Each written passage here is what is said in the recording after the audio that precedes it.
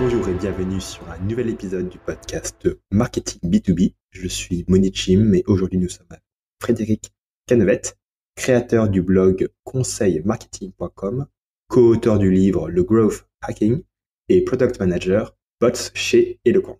Salut Frédéric, comment tu vas? Très bien, il fait très beau en plus. J'ai passé une très bonne journée avec plein de projets qui sont avancés, donc c'est le top. C'est génial, j'adore. Je vais te laisser te présenter pour les gens de l'audience qui ne te connaissent pas encore. Alors, tout d'abord, merci de m'inviter aujourd'hui. Alors, moi, ça fait plus de 15 ans maintenant que je travaille, même 20 ans que je travaille sur le web. Et ça fait plus de 15 ans que je tiens le blog conseilmarketing.com. Je l'ai créé en 2006, donc tu vois, ça date pas d'hier. Parfois, on Ah me dit oui, que je suis un dinosaure et un des rares survivants de l'ère du blogging. Et j'ai survécu, même si je vois qu'il y a plus grand monde en fait qui continue. Mais moi, ça me passionne en fait.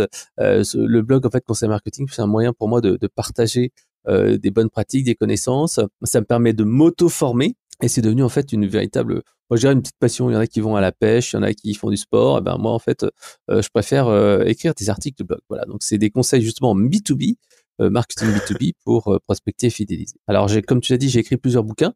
Donc le gros hacking que j'ai coécrit avec Grégoire Gambato, Olivier Zongo-Martin. On est à la 2e édition et si tout se passe bien, on sort une version 3 l'année prochaine et surtout une version 3 audio.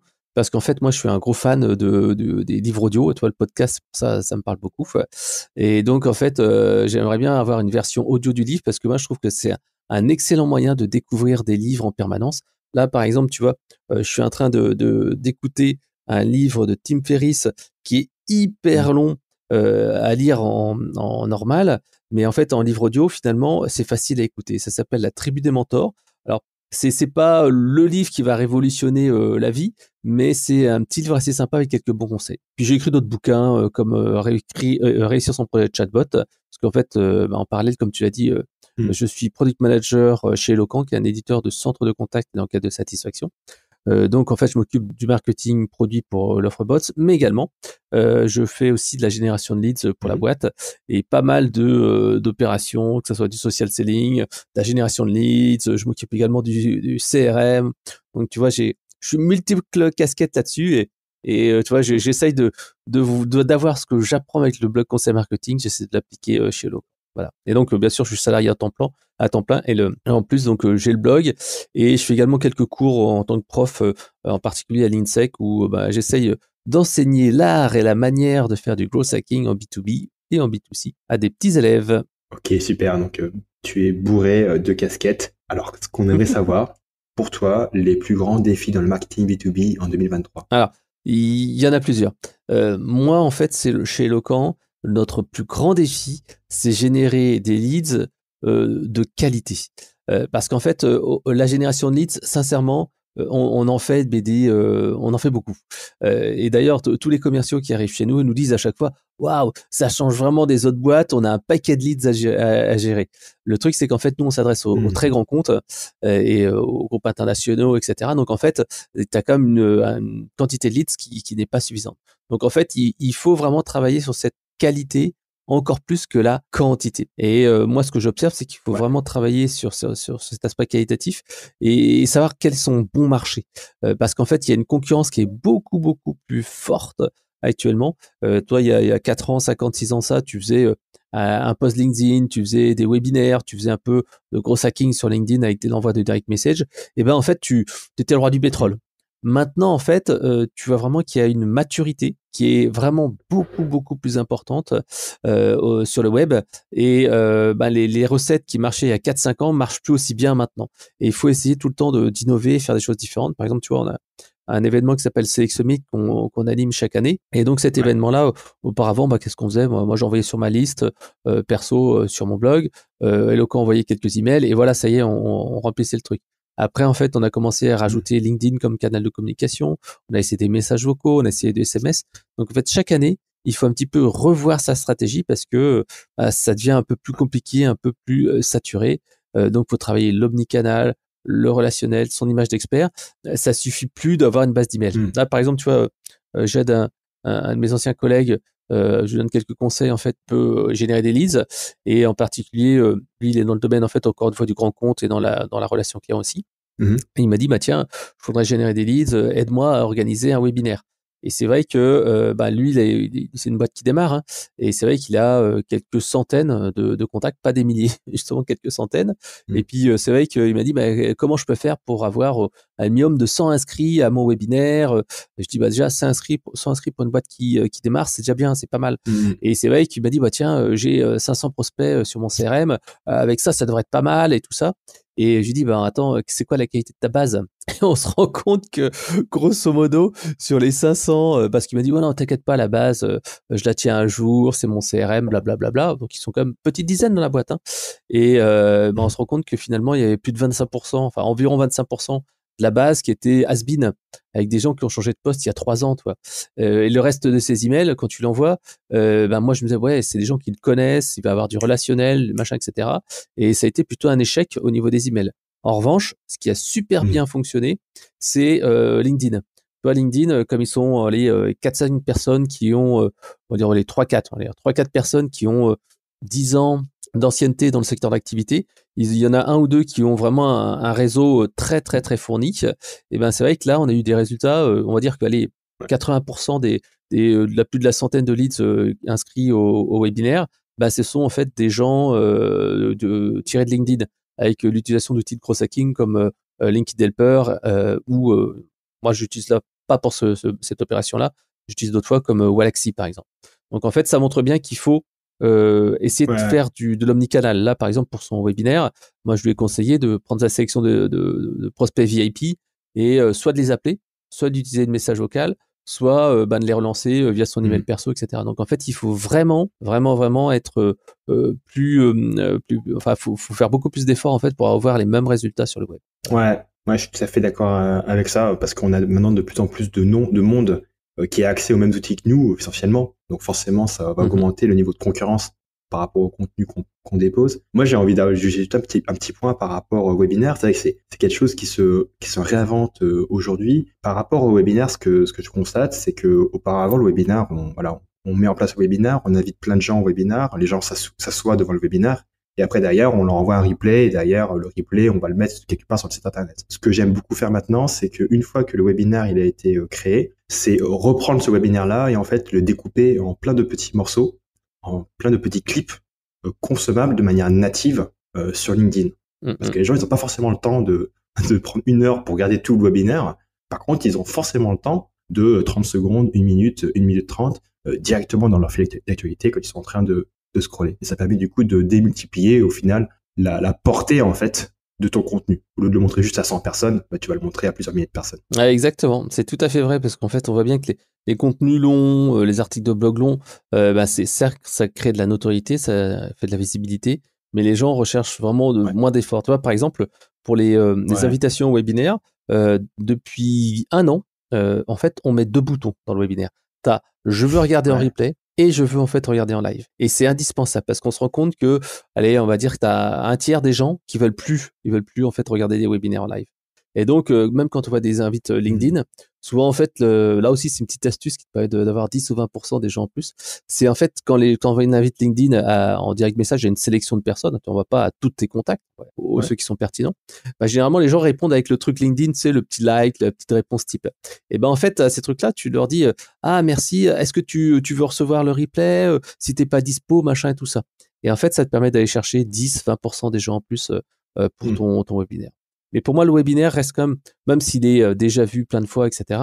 Enfin, c'est un format qui est assez usé. Bah, c'est un moyen en fait de créer l'événement.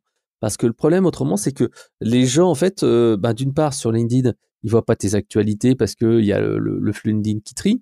Les emails, bah forcément les gens reçoivent beaucoup et c'est pas facile de pouvoir gagner en visibilité. Et puis pourquoi ils se donneraient 30-40 minutes de leur temps? Et que si tu crées quelque chose qui est événementiel, qui est sur un bon sujet, qui va les attirer, là tout de suite tu vas aller faire des efforts. En B2B aussi, si on veut élargir un petit peu sa cible, nous en fait on travaille pas mal avec Webikio, qui est une solution de webinaire, qui est aussi une base de données de plusieurs dizaines de milliers, voire centaines de milliers de personnes. Et ça permet en fait d'aller un petit peu renouveler ton stock et aller chercher au-delà de ta cible naturelle. Donc ça, c'est un petit moyen d'aller capitaliser sur une base existante et un petit peu diversifier tes sources. Alors après, c'est toujours un petit peu les mêmes personnes, un petit peu les mêmes bases. Donc en fait, ça suffit plus en fait. Comme on disait tout à l'heure là, en B2B, tu peux plus te contenter juste de faire ça. Et de toute façon, nous on l'a vu plein de fois. Hein, si tu fais des webinaires, en particulier si tu fais du Webico uniquement, sans utiliser par exemple du LinkedIn, sans utiliser d'autres canaux, et ben ou l'email, blablabla, et ben en fait tu te limites en fait à une partie de la cible parce que tout le monde ne regarde pas des webinaires. Et donc c'est pour ça qu'il faut toujours penser omnicanal avec de la génération de leads via des partenaires, via des salons, via des événements privés, etc. Et là en fait tu peux vraiment ratisser un peu plus large. C'est quoi les erreurs dans le marketing B2B que toi tu vois le plus souvent? Pour moi, il y a pas mal d'erreurs. La première chose, en fait, c'est lié au fait que maintenant, on est quand même dans un environnement concurrentiel qui est quand même beaucoup plus dur. Et en fait, les budgets marketing, moi, je vois bien, ils sont quand même assez serrés. Donc, le but, en fait, c'est d'avoir suffisamment d'impact sur des canaux et suffisamment de visibilité et pas trop saupoudré. Et la deuxième chose, c'est essayer de ne pas faire comme d'habitude. En fait, moi, je vois vraiment en B2B, c'est assez visible. Il y a plein de gens qui font un peu tout le temps la même chose. Chaque année, on va participer au salon. On va faire de la publicité, on va faire etc., etc. Donc, ce qu'il faut faire, en fait, c'est oser se remettre en question et se dire, ben, on fait bien sûr un bilan. Qu'est-ce qui s'est passé? Qu'est-ce qui s'est pas bien passé? Comment on peut faire de manière originale? Par exemple, cette année, on a tenté du SMS pour envoyer des inscrits sur notre événement annuel. Bah, ça n'a pas fonctionné. Après, il faut en fait changer, revoir un petit peu ce qui se passe. Et même au niveau du gros hacking, tu vois, il y a plein de choses qui bougent. Par exemple, sur LinkedIn, pour vaincre la limite en fait des 100 invitations par semaine, il y avait jusqu'à présent la possibilité, tu sais, d'uploader un fichier d'email et tac, en fait, tu pouvais comme ça ajouter des gens. Tu pouvais les inviter les gens par email. Ça, en fait, LinkedIn a mis le holà là-dessus. Maintenant, il faut passer par Google avec un compte Google, synchroniser son compte. Alors, ça devient très compliqué. Donc, en fait, il faut comme ça apprendre non-stop. Et par exemple, là, le chat GPT aussi, ça, c'est quand même une sacrée révolution qu'il faut prendre en compte. Je dirais que un des problèmes que je vois aussi souvent, et ça, c'est valable même chez nous, hein, parce qu'en fait, moi, je travaille donc avec ma collègue Chantal, qui est une super pro du marketing. Et c'est vrai que parfois, je trouve que nos communications sont très corporate. Corporate, c'est-à-dire que c'est assez classique, on met pas assez d'émotions, pas assez d'humain. Et moi, en fait, au contraire, j'essaye de mettre du jeu. C'est-à-dire que dans mes publications LinkedIn, je dis pas nous, etc., etc. Je donne un avis tranché. Et tu vois, même ça m'arrive parfois de générer des publications avec le chat GPT. Je pourrais t'en parler tout à l'heure si jamais tu veux échanger là-dessus. Mais donc, en fait, je dis, bah, chat GPT, voilà, tu prends un texte ou tu m'améliores ce texte. Enfin, bref, X manière. Et ben, en fait, à chaque fois, je dis toujours du jeu. Parce que si, en fait, on reprend le texte du chat GPT, qu'est-ce que ça va être? C'est quelque chose d'aussi lisse, d'aussi mou. On dit souvent que le chat GPT se parle comme un vieux prof de français. On va pas créer d'émotion, on va pas. Oui, c'est en outre, en revanche, machin, tout ça. On n'exprime pas. C'est ce que j'ai vu. Ouais, j'ai testé et franchement, j'ai pas kiffé, mais j'ai pas assez creusé, je pense, en ChatGPT pour. ChatGPT, il y a vraiment des choses sympas à faire. Alors donc là, moi, j'essaye toujours quand je fais un texte comme ça, que ce soit du ChatGPT ou du texte natif, hein, et ben en fait, c'est dire je. Déjà, voilà ce que j'en pense. Voilà pour moi.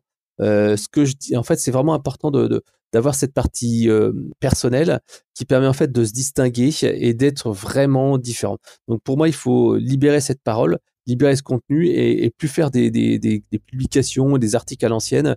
On peut pas en fait faire comme avant où il y avait un comité éditorial qui se réunissait tous les mois, puis on va sortir un article, etc., etc. Non, il faut vraiment être plus dans la réactivité, l'autonomie des personnes et puis en fait donner cet avis d'expert. Voilà. L'autre point en fait, comme je te disais, c'est essayer de pas trop saupoudrer son plan marketing et essayer de travailler sur quelques canaux privilégiés. Hein. Ça peut être le SEO, ça peut être le social selling, ça peut être le social selling, ça peut être la pub. Bref, mais essayer de se concentrer sur quelques canaux et voir un petit peu ce qui marche bien. Là, actuellement, on fonctionne pas mal sous l'angle des partenariats. En B2B, c'est assez bien de pouvoir travailler avec des partenaires pour, par exemple, faire des animations, faire des webinaires, faire des événements, etc., etc. Parce qu'en fait, on va capitaliser sur deux bases. On va capitaliser sur des cibles différentes. Et voilà. Mais il faut bien sûr trouver les partenaires qui jouent le jeu. C'est ça qui est vraiment le plus compliqué, c'est de trouver le bon partenaire. Et une fois que tu as fait ça, bah, faut essayer de crédibiliser ton offre avec des témoignages clients. Moi, je vois bien, j'avais un webinaire, tu vois, ce matin, c'était 10 innovations au centre de contact. Et là, typiquement, en fait, parmi les 10 innovations, en fait, grosso modo, dont on en avait 3. Les autres, en fait, c'est des innovations des partenaires qui permettent en fait d'apporter un petit plus. Et surtout, en fait, bah, c'est grâce à ces partenaires-là, leur dire, tiens, on va parler de toi dans ce webinaire. Est-ce que tu peux en faire une petite promo au minimum sur LinkedIn? Si tu peux, t'en parles sur ta newsletter, blablabla. Et donc, ça te permet, avec un impact et un budget quand même relativement limité, de varier un peu tes sources de trafic. Parce qu'en fait, autrement, tu es tout le temps en fait dans les mêmes eaux. Nous, nos commerciaux en B2B, comme ça, ils se plaignaient un peu de ça. Ils nous disaient, ouais, mais c'est tout le temps avec Webikeo. On faisait à un moment donné, je crois, c'est un webinaire tous les mois ou un webinaire tous les 2 mois. Enfin, vraiment un nombre important. Et puis ils nous disaient, mais c'est tout le temps les mêmes. Et c'est vrai que si tu restes comme ça, consanguin, sur les mêmes bases, et ben en fait, tu varies pas les choses et tu passes à côté des appels d'offres. Et c'est pour ça que moi, je milite véritablement pour créer des relations omnicanales. Par exemple, tu vois, là, pour les webinaires, systématiquement, je demande à mon assistante de prendre la liste des inscrits et tout simplement, je les qualifie, moi, en amont, en A, B, C, D, en disant est-ce que c'est un bon compte, un moyen compte ou hors cible, blablabla. Et les gens qui sont dans la cible, les plus intéressants, ben, je demande à mon assistante de les inviter sur LinkedIn. Comme ça fait un nouveau canal pour communiquer avec eux. Et ça, c'est essentiel de se dire que l'email, ça suffit plus, le téléphone, ça suffit plus. Il faut aller chercher ces différents canaux. Voilà. C'est vraiment intéressant ce que tu dis par rapport au partenariat et par rapport au fait de personnaliser davantage la relation, go the extra mile en fait, tu vois, faire ce que tes concurrents ne font pas nécessairement et aller un peu au-delà de l'automatisation. Ouais, bah, un excellent exemple. Tu vois, sur LinkedIn, tu as une fonctionnalité qui est arrivée il y a 2-3 mois qui est Celebration. Tu vois, je crois que c'est linkedin.com/celebration.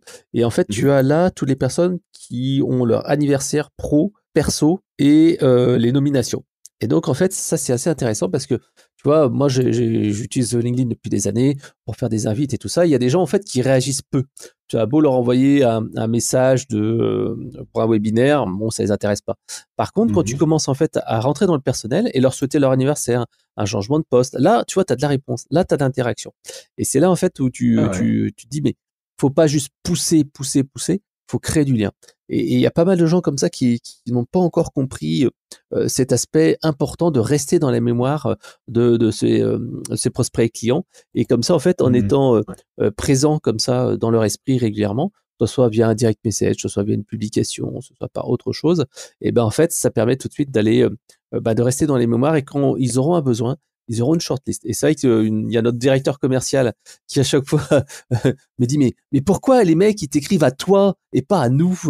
Mais je dis j'ai dit pas mal de fois c'est parce que je suis un beau gosse et mais bon, mais c'est simple, ces commerciaux ils sont inconnus, ils les connaissent pas.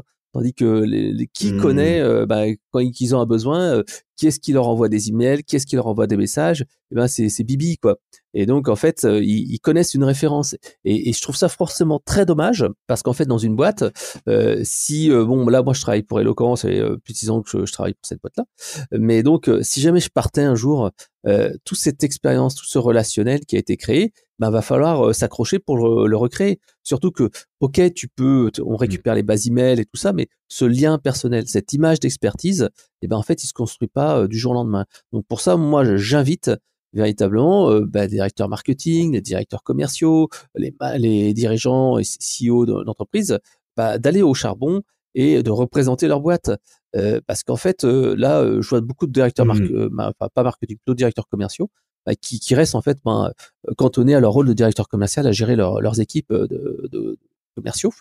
Or, en fait, il faut qu'ils participent de manière plus ou moins active au contenu. Et là, justement, le chat GPT peut aider. Tu vois, je pense que tu connais comme moi les commerciaux, en particulier dans le B2B. Souvent, en fait, ils n'ont pas le réflexe d'aller sur LinkedIn et de publier du contenu parce que, c'est pas ce qu'on attend d'eux. Et deux, en fait, ils n'ont pas le temps. Et donc, en fait, si tu leur demandes déjà de liker ou de le faire en automatique pour eux, déjà, c'est déjà un effort qui est plus faisable, mais créer du contenu, c'est pas simple parce que c'est pas leur mission. On va pas les féliciter à la fin du mois si, ah tiens, t'as fait 3 publications LinkedIn. On va pas les féliciter s'il y a 100 likes sur une publication. On les félicitera s'ils signent un dossier, donc c'est pas leur mission.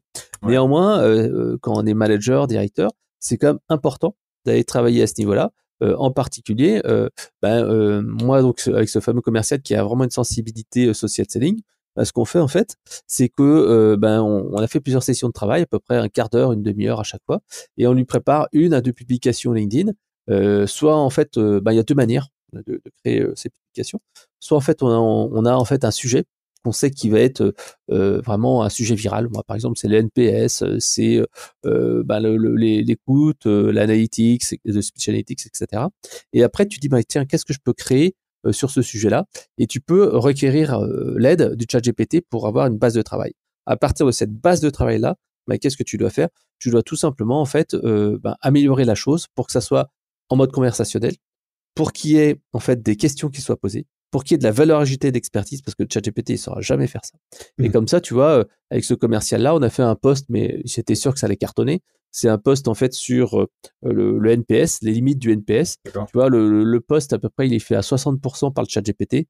Le 40%, c'est moi qui ai mis du conversationnel, c'est moi qui ai mis un peu de métier, un peu de questionnement. Et avec cette petite publication, il a fait ses 20 000 ou 30 000 vues, je crois. Trop bien. Et attends, on va ralentir un petit peu. J'aimerais que tu nous expliques comment tu as fait en fait. Tu as ouvert ChatGPT, qu'est-ce que tu lui as donné comme input? Alors en fait, c'est simple. Comme tu sais, c'est la méthode 1, c'est ça. C'est tu connais des sujets qui sont polémiques dans ton secteur d'activité. Nous, par exemple, le calcul du NPS, c'est toujours un truc qui est polémique. Ouais. Donc en fait, tu te dis, le NPS, le sujet, ça va être le NPS pour ou contre, ou plutôt limite. Voilà, c'était les limites du NPS. Quels sont le NPS pour ou contre, ou un truc comme ça. Donc à ce moment-là, comme on n'avait pas de temps d'aller rédiger tout le truc, tu vas dans le ChatGPT et tu lui dis, dis-moi quelles sont les limites et avantages du NPS. Tac, il te sort en fait cette liste-là avec X points.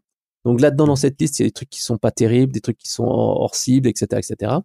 Donc tu ne les gardes pas. Par contre, en fait, tu gardes en intro le conversationnel au début en disant, le NPS, est-ce que vous êtes pour ou contre, ou un truc comme ça, je sais plus ce qu'on avait mis. Un truc où on pose une question et à ce moment-là, on introduit en disant le NPS, souvent décrié, mais toujours l'indicateur de référence en relation client. Chez nos clients, c'est un indispensable parce que ça. Pourtant, il y a ça qui est pas. À votre avis, est-ce qu'il faut tuer le NPS? Est-ce qu'il faut passer à un autre indicateur? Chez nos clients, par exemple, on met en place le CXI qui permet de faire ci, ça, qui casse les limites. Alors, à votre avis, que faut-il faire? Et donc, avec ça, tu rajoutes un visuel. Alors, idéalement, maintenant, tu peux utiliser Midjourney, Leonardo ou Bing Create pour créer une image un peu sexy. Et voilà, tu lances le débat. D'accord. Ça, c'est la première manière.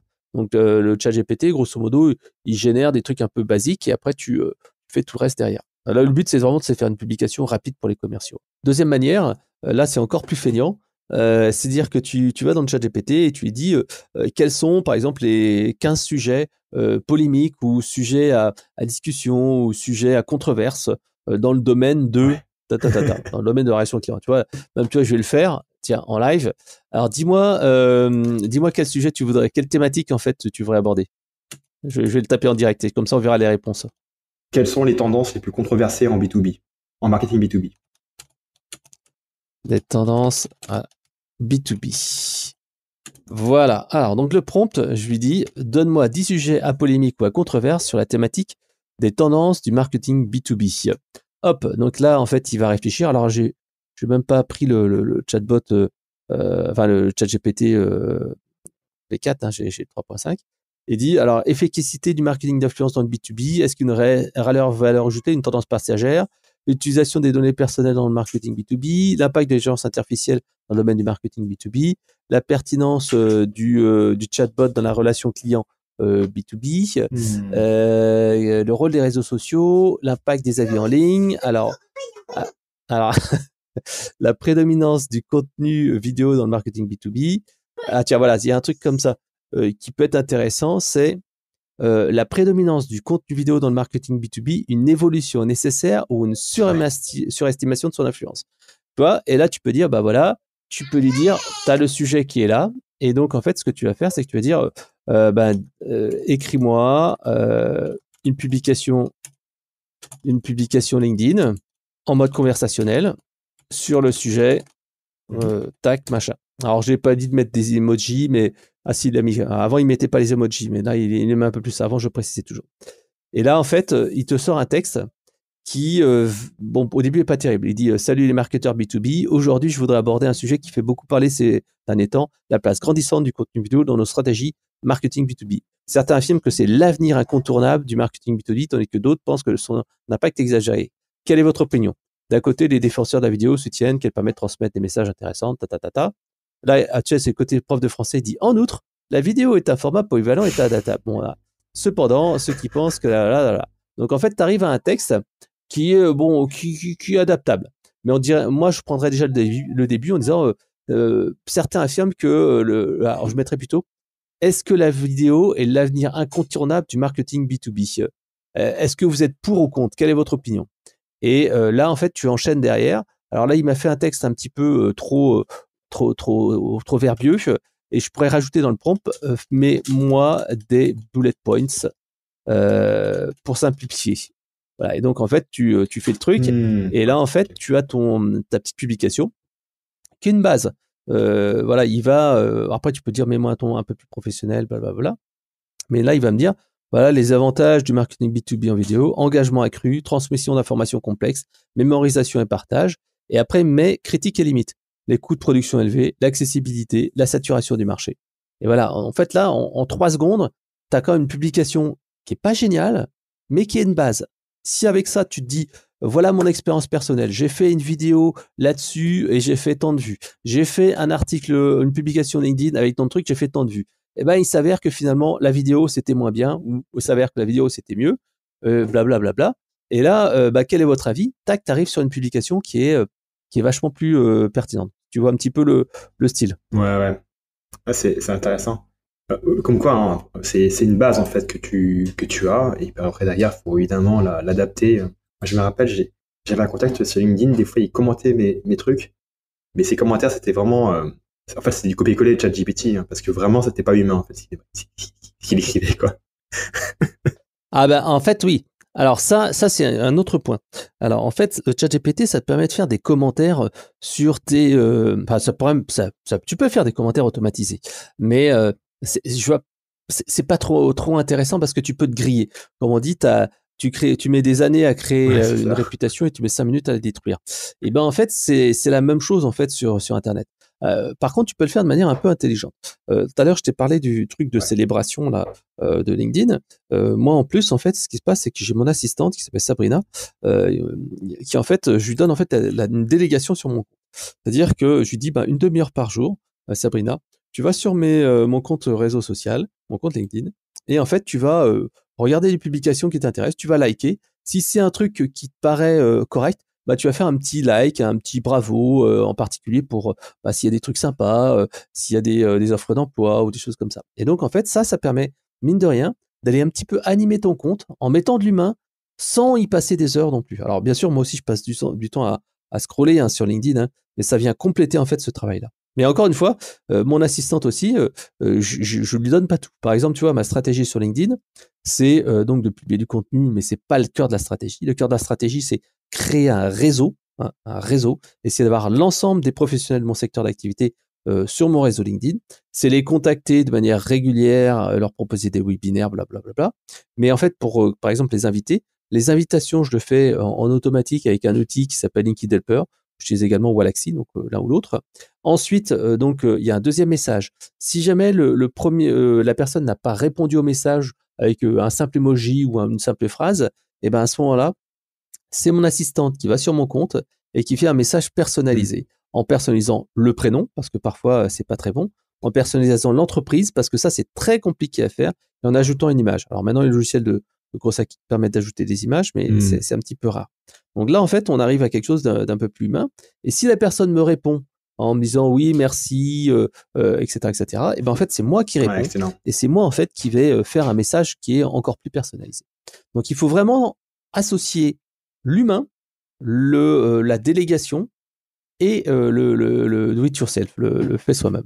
Ouais, comme ça, tu combines tout ça. C'est super intéressant et effectivement, c'est quelque chose que j'ai pas pensé à faire. C'est une petite question technique à te poser. Est-ce que LinkedIn, il va pas te poser des problèmes s'il voit que, par exemple, tu te connectes sur ton compte et après derrière ton assistant ou ton assistante se connecte sur ton compte aussi? Alors, ça arrivait il y a 3 ans de ça. 3 ans de ça, j'ai eu ça. C'est-à-dire qu'en fait, LinkedIn faisait la chasse beaucoup en fait aux logiciels de gros hacking qui abusaient et qui en fait utilisaient des serveurs qui étaient basés à l'étranger. Et donc en fait là, paf, une fois ou deux, j'ai eu mon compte de suspendu sur me disant tiens, il y a un truc illégal, machin, etc. Ouais. Alors pour l'instant, en fait, ce qui se passe, c'est que LinkedIn est quand même assez sympa. C'est-à-dire qu'il suspend, mais il ne supprime pas. Voilà. Donc voilà. Et pour l'instant, en fait, le gros hacking, c'est ça. Hein. Le gros hacking, c'est bénéfice-risque. Ouais. C'est-à-dire que tu peux faire des choses, mais tu peux avoir des conséquences. Et c'est vrai que là, par exemple, à titre perso, moi, je peux faire des choses, mais par exemple, pour Eloquent, je ne le fais pas. Ouais. Parce qu'en fait, je peux pas me permettre que de faire des trucs illégaux ou des choses comme ça. Tandis que à titre personnel, tu vois, mon assistante, elle travaille pour moi. Mais par contre, Eloquent, comme on a une politique qui est vraiment très très forte au niveau du RGPD, et ben en fait, je donne jamais de données clients à mon assistante. C'est pas possible. Donc en fait, je donne uniquement mes données personnelles ou l'animation de mon compte personnel, mais je ne vais pas en fait donner des choses qui sont confidentielles. Donc en fait, selon l'entreprise, tu auras plus ou moins de liberté et justement, quand tu es une petite entreprise, il faut que tu apprennes à avoir plus d'agilité. Franchement, super interview. Pour la terminer, j'ai envie de te poser une toute dernière question. Est-ce qu'il y a un marketeur ou un événement que tu conseilles de suivre? Alors, il y en a plusieurs. Alors, moi, en fait, si là, on est en début juin, hein, j'aurais le plaisir, en fait, d'intervenir à Inbound Marketing France qui se déroule à Rennes le 13-06, hein, 13 juin prochain. Et c'est vraiment un événement intéressant parce que ils abordent quand même pas mal de petites thématiques. Ils parlent du marketing B2B ou B2C, mais pas mal de B2B. Et je trouve que c'est assez intéressant. Alors, le but, c'est de pas assister à toutes les conférences, je crois qu'il y en a 40, mais c'est quand même assez intéressant pour faire un tour du marché. C'est comme en fait de temps en temps aller sur un salon, rencontrer les gens en direct, c'est pas mal. Le seul truc, c'est qu'il faut vraiment sélectionner. Donc voilà, donc là c'est un événement auquel je vais participer qui est assez sympa. Si on parle de gros hacking, à ce moment-là, il y a vraiment un forum que j'aime beaucoup, qui est forum grosshacking.fr, où en fait, il y a vraiment les actualités récentes du gros hacking. Il y a des trucs légaux, des trucs moins légaux, mais c'est intéressant en fait pour se remettre à niveau. Parce que parfois, en fait, même parfois, c'est tout le temps, le gros hacking évolue énormément, les réseaux sociaux évoluent énormément, il faut toujours se tenir au courant. Donc ça, en fait, je pense que c'est s'il y a comme ça un ou deux sites internet que je fréquente régulièrement, il y en a plus beaucoup. Et celui-là, grosshacking.fr, il n'y a pas beaucoup de sujets, c'est vraiment un forum à l'ancienne, mais je trouve qu'en fait que ça permet de se tenir au courant des actualités sur ce qui se passe. Donc voilà. Merci beaucoup de ton intervention sur le podcast. C'était plein de pépites. Comment ça se passe pour les gens qui veulent en savoir plus sur toi? Oh c'est simple, il suffit d'aller sur mon blog conseilmarketing.com. Là, il y a des actus que je publie régulièrement. J'essaie de faire un article par semaine. J'ai rédigé à 95% par mois. Je fais encore peu appel au ChatGPT. Et puis avant, j'avais du mal en fait à trouver des rédacteurs. En fait, il faut être clair. Trouver des bons rédacteurs, c'est très très difficile parce que moi j'ai un niveau d'exigence assez important et le ChatGPT, tout comme les rédacteurs offshore, c'est un niveau qui est trop générique. Et c'est pour ça en fait que le ChatGPT, je dis pas quasi du jour au lendemain, mais en tout cas a vraiment fait énormément de mal aux rédacteurs offshore, puisqu'en fait le ChatGPT arrive à rédiger des contenus qui sont très très très très proches des rédactions qui sont faites par même le ChatGPT ou d'autres, hein, Jasper et compagnie, CopyAI et tout ça. En fait, ils arrivent à rédiger des textes qui sont très proches, surtout si tu réussis à faire un bon prompt, et qui sont d'une qualité quand même qui suffit. Alors, bien entendu, si on parle en termes de SEO, Google n'aime pas trop ces articles-là parce qu'il arrive quand même à les détecter. En plus, si on écrit des articles trop génériques, le lecteur va pas rester sur la page, etc. Donc, il faut toujours rajouter, comme avec un rédacteur, il faut rajouter son propre conseil, il faut rajouter son expérience, il faut rajouter sa voix. Donc non, le contenu n'est pas mort avec le chat GPT, mais il doit évoluer vers soit en fait du volume, mais alors là, c'est du volume en rédacteur SEO comme avant, sauf que c'est moins cher. Soit en fait, il faut faire du qualitatif, il faut faire de l'émotion, faire de la valeur ajoutée. Et là, en fait, il y aura toujours de la place pour ça. Excellent. Bah, écoute, merci beaucoup pour cette petite conclusion. Merci beaucoup, Frédéric. À bientôt. Merci, bye bye.